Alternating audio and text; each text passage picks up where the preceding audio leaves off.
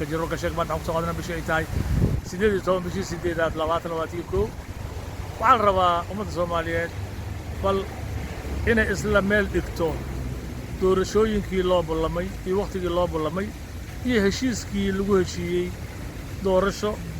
xaq xalaal ah inay dhacdo halkay maraysaa ummadda Soomaaliyeed sidee u arkaan sidee hadda wax u socdaan ummadda Soomaaliyeed sidee u arkaan ninka la leeyahay Maxamed Xuseen Rooble sida uu wax u wado aniga waxaan aaminsanahay waxaasoo dhan inay yihiin kiis iskawaal ay ninka la leeyahay Maxamed Xuseen Rooble iyo Maxamed Cabdullaahi Farmaajo ay yihiin laba nin oo iska warqabto waqtigana rabto inay ku dheeraysato macnaa in ra'iisul wasaaraha oo meelaha qaarkood uu aado wax la yaab la ah ra'iisul wasaaraha wuxuu aaday Kenya wuxuu aaday Masar maxuu ka doonay waa in la isweydiiyaa la rabaa markuu yimaado ma ka sheekeeyaa wuxuu la soo kulmay wuxuu ku leeyahay annaga heshiis saxiix ma aadayno laakiin dawladaha aan asxaabta nahay waa inaan u tagnaa aan wax kasta kala jirnaa maxuu kala jiraa shacabka maxuu u sheegaa Maxamed Xuseen Rooble waa ra'iisul wasaare oo mas'uuliyad buuxdo sheeganayo sida ka muuqato markuu meelaha aadayo sida la sheegayana uu ku zero macna 00 uu ku duulo roog guduud loo dhigo sida nin madaxweyne ah oo la soo dhaweeyo laakiin waddanka gudihiisa waxa ka jiro waxba kama qabto maxaa yeelay gabar ikraan la yiraahdo ayaa maqan ilaa hadda inuu meel soo istaago kama hadlin ninka yiraahdo jism riixan oo shaqada ka raacdeeyay ayaa shaqo kala loo diray shaqadaas oo ka hayo balad maxalla meesha la leeyahay baydhabo yaa u diray yaa macnaa kaarikada siiyay maadaama uu asiga ninkaas shaqadii uu hayay dawladda oo banaanka ka dhigay cidda dalacisay mase cidda qortay oo shaqooyinka u dirsatay tahay Maxamed Xuseen Rooble haddii nin daacad uu yahay Maxamed Xuseen Rooble haddii sida uu ballan qaaday waddankan uu rabo inuu ka ilaaliyo dhibaato iyo dagaal macnaa lafta gareen waxa uu sameeyey marna ma ogolaan lahayn lafta gareen inuu xabis ka dhisto aeroboorka oo dadka ku handado nin taliye ciidamada asluubta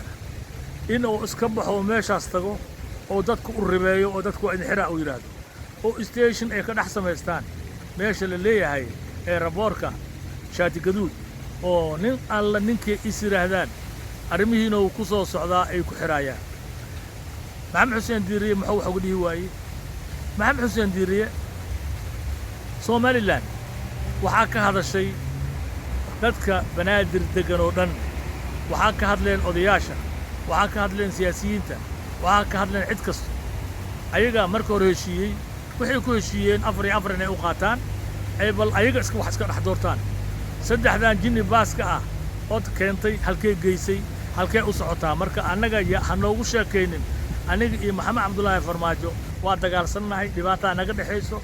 macnaa anaa wax lay dhiibay shalito markii wax lagu dhiibaayay Maxamed Cabdullaahi Farmaajo waxaa loo jiray wax ka gaaban 1 kiiloomitir iyo barmas 2 kiiloomitir Maxamed Cabdullaahi Farmaajo markaas ashuur ku adimaayay Maxamed Cabdullaahi Farmaajo waa markii kaliya leeska qaban kara ay marka waxaa la rabaa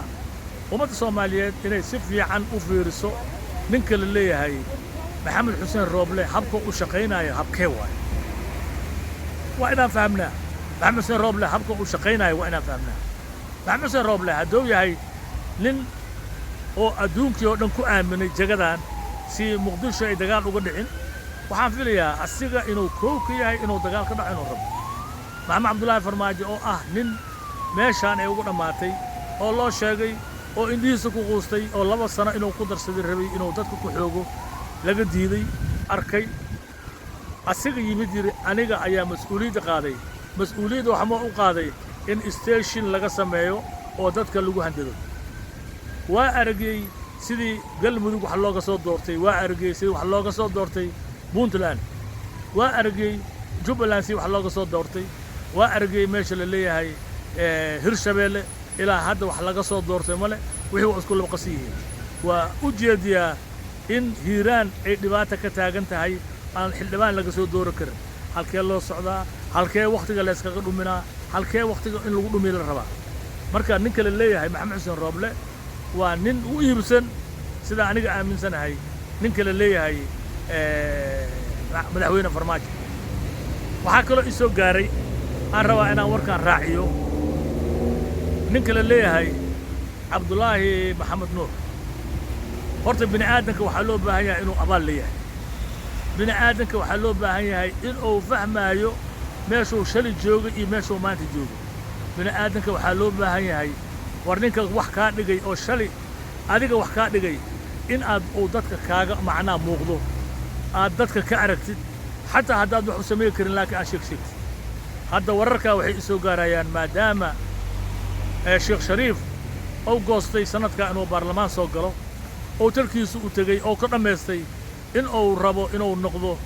macnaa xildhibaanka cabdalla agoonyar ou rabo inuu noqdo waxaa la rabay wax kastay tahay 30 milyan haysto waxaa laga rabaa inuu sheekh shariif ou garabka ka qabto oo meesha goolka u geeyo asiga shalay waxaa meesha ku hayay sheekh shariif oo ahay waxa keena sheekh shariif oo ahay ninka wax isuubeeyey sheekh shariif oo ahay sartaan dheer oo haysto ninka ka dambeeya sheekh shariif oo ahay ninka xasan sheekh kala hadna sheekh shariif oo ahay maanta in dad walaale oo isku diro cabdalla macnaa cabdalla agoonyar iyo cabdalla carooni iyo reer adduunyadaasna isku diro oo raba asiga inuu ka soo dhaxbaxo dadkana dagaal geliyo ay dad isku dhacdaan calaashaan kursi oo sheekh shariif yiri aniga sanadkan halaygu sharfo halay siiyo sheekh shariif cadow badan oo yeeshay cadow oo leeyahay hadduu soo galaayo waa wax fiican aniga uma arka inay xun tahay laakiin kursigaas waxay ka go'aa qabiilka ay ka dhasheen oo ka go'aa laakiin aniga ninkan la leeyahay cabdulaahi maxamed nuur waxaan dhihi lahay waa naaneysaa wadataa yaab leh 30 milyan haystaa lagu yidhaahdaa 30 milyan iyo sartaas iyo kulli ninka ku suubiyey waa sheekh shariif iska ilaali ceebta aniga waxaan ku dhihi lahay ceebta iska ilaali wassalaamu calaykum waraxmatullahi